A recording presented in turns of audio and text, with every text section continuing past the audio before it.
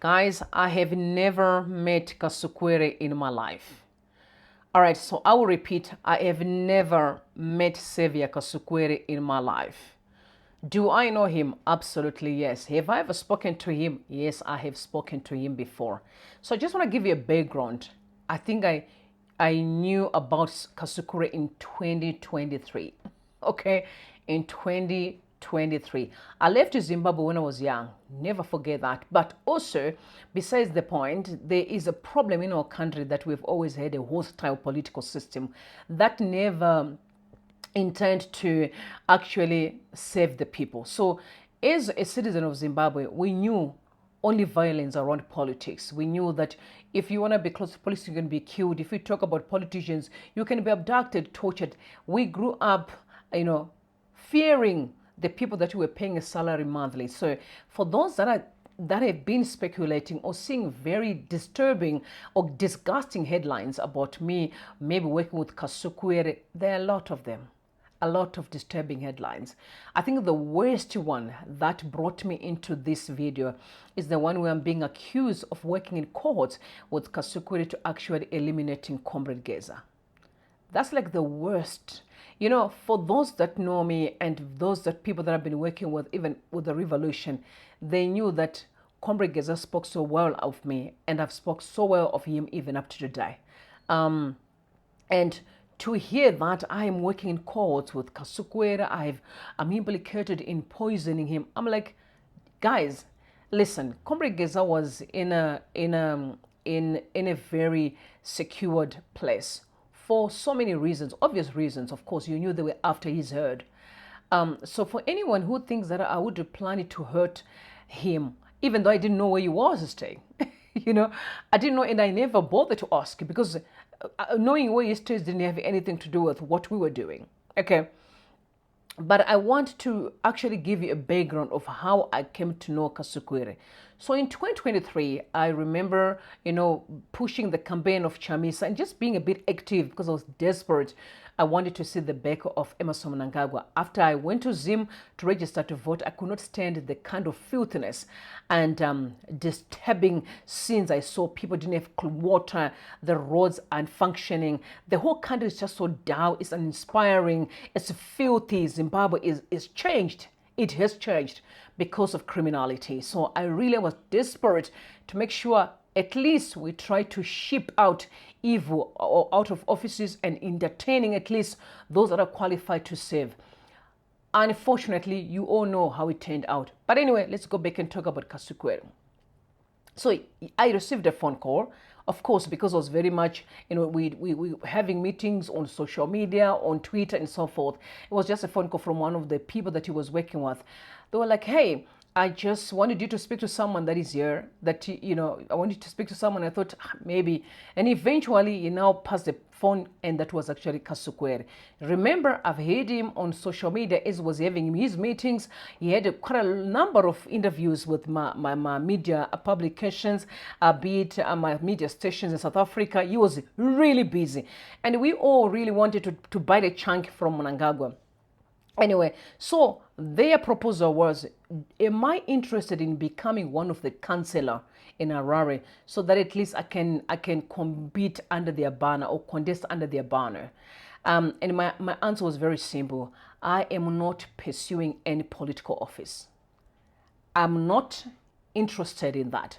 I'm just interested in seeing a country that works, where the right people are genuinely pushing an agenda of building a Zimbabwe that I would want to be part of. That's all I said. But if God happens to give me a husband, someone who may be very politically inclined, I would give him support. That's all I said, and we laughed about it. I said I would support him and make sure that at least he succeeds. But for me as a person, absolutely not. I would love to serve the people of Zimbabwe though. Serve, I don't need a title to serve. I just need a normal country for me to be able to be of a blessing to those that may need to be helped. So that's all I said. And that was it. But I've spoken to him there and there, me sometimes asking questions and so forth. But meeting him, absolutely not. Discussing about anything to do with the Geza, absolutely not. But what I know for sure, categorically so, was that Kasukuwere was not dealing with the Geza issue.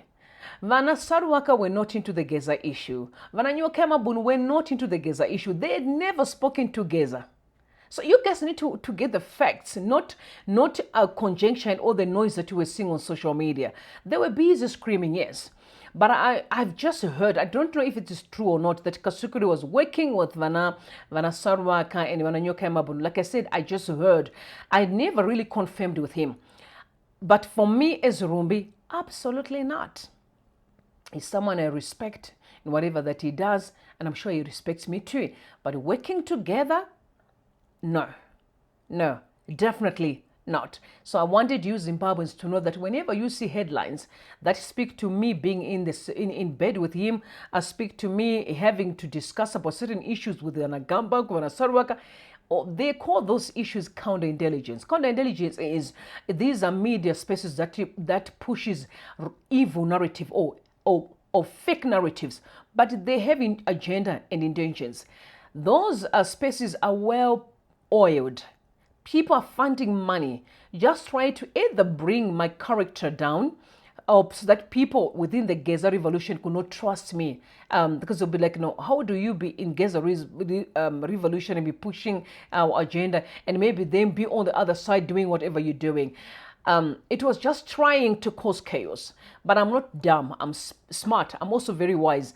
I'm a person who cannot be all over the place. When I am dealing with something, I'm committed and I want to see it through. So like I said, the Geza revolution is what I'm committed to today. And I want to see this through. And I know for sure, without a shadow of a doubt, that it will achieve its mission.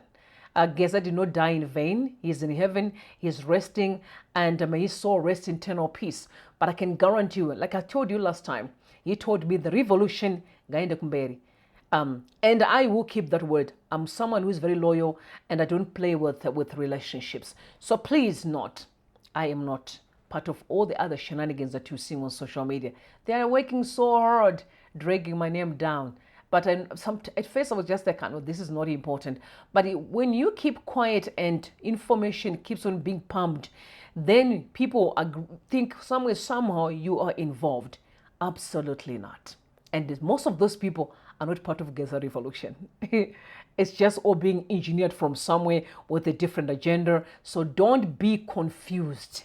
Focus on the goal. Eventually we'll get to where we want to be. So guys, you heard it now from me. I never met Saviour Kasukuwere. He can also confirm the same. I've never met him, but I've spoken to him.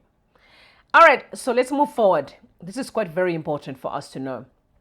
Geza revolution, its main agenda, you know. That's why I told you earlier on that they just want to soil my name, because they knew how powerful my voice is in this, or powerful my voice is right now, and what we attempt to achieve. And you also know, if what we are achieving is going to cause a whole lot, many people will be heading to prison. So money is being pumped, a lot is happening, but it's not really important. Let's focus on the goal.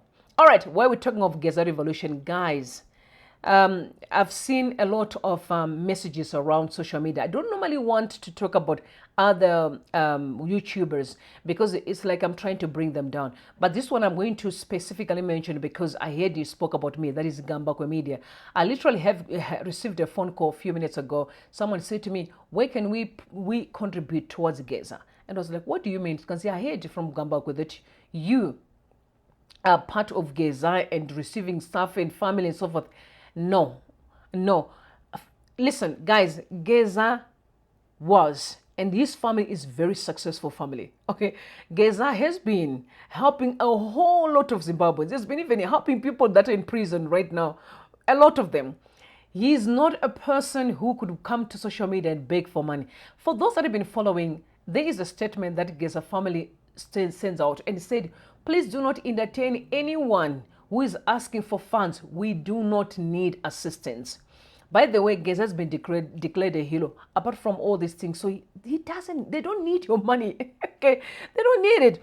I wouldn't know Hango about Saruwaka. Maybe the family needs assistance. But guys, you also need to be smart. Saruwaka has got his own brother who is actually a former member of parliament in the opposition. Very incredible man. Maybe if you want to be of a blessing, you can still help them find out the information. But as far as Comrade Geza is concerned, it is a lie. So please do not. It is, I repeat, it is a lie. And they're trying so much, try to conceal it and try to decorate the whole thing. But like I said, they do not need your help. Anyway, the mysterious death of Saruwaka, which we all know has been a conversation that is quite very regrettable. I must say, may the soul of this young man rest in peace. When I listened to some of the videos that actually people sent me, they were like, hey, can you see Gambakwezi interviewing a guy called Saruwaka at Geza's house? First and foremost, Geza's security was very tight. I didn't know where he stayed. Nobody knew much of where he stayed. You know what I'm saying? But to my surprise, I heard the guy said, no, we were at Geza's house and they were having interviews there. No one can confirm or deny that that was actually the house. And there was also this notion that there's also Geza, Mzukuru Geza, and so forth.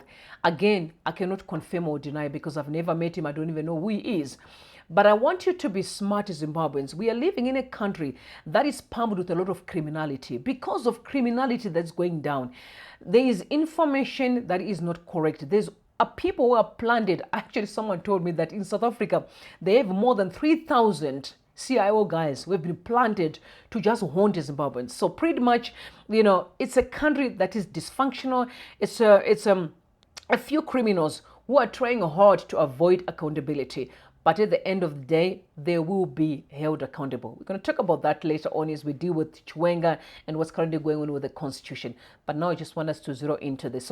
So from what I've discovered or what I have actually received is that Saruwaka was a police officer. So he was trained as a police officer, but working in the intelligence department and also the service which is known as peace.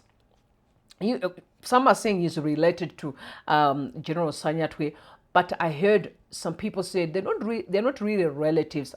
Like I said, I just heard they may be coming from the same area. You know, when you come from the same area and then it seems like you are related because you kind of family, you can end up calling your neighbors Sekuru or your neighbor Gogo or Watete or whatever the case is. So I just heard that they are related, but some are saying it's by association. Again, I cannot confirm or deny because I don't have facts. But I think Gambako is really in trouble because he interviewed this young man prior to his death. Guys, the issue of giving locations and then eventually he died with his friend, and also I heard that the Uber guy. This is a regrettable story, guys. And I must say to young people, guys, be wise. I've always say, some of you, if you don't actually know what is going on in Zimbabwe, you will end up thinking that I've gotten a job when you don't know you're actually being part of a criminal syndicate. Okay. Criminals, definitely Zimbabwe has got its own intelligence, its own securities and so forth. But we all know that there are also quite a number of people who are protecting the interests of criminals, not the interests of the country, because the interests of the country cannot entertain those that are smuggling our minerals, those that are looting so much from Zim, and that are stealing the peace of our people. But again, wanting innocent citizens who are simply saying the kind of behavior that politicians are exuding in the country is completely unacceptable. Then that person becomes an enemy. Imagine me being an enemy of the state when I'm trying to actually make sure this country work. You get what I'm saying? How can I be as patriotic as I am? Then I'm being called an enemy of the state. Unless criminals are feeling threatened by some of the stuff that I'll be commenting. I get that part. So guys, I think Gambako is in trouble. I think he's in trouble. He may have a lot of answers to make because, of course, the whole story is quite very dodgy. It is dodgy, and I feel so sad for that young man. He was young, honestly. Sometimes they're innocent. These guys just get involved in all these shenanigans. But again, because our political system is hostile, there's too much information shared and there's too much of selling out. There's too much of so many things that before you know it, you find yourself in trouble. But there was a question that, he said, if anything, they were referring to Gambakwe. He must tell us who sent him location to Geza's house, as he alluded to, and how his friend got killed. And this question that I'm asking almost many people to Gambakwe, what really happened? How did we get here? What transpired? Can you give us answers? And I'm sure what I'm seeing with him is I'm seeing being tensy. He is afraid because, guys, don't play with death. Don't play with taking life. There will always going to be consequences. unfortunately. There will be, and the repercussions are deep. Right?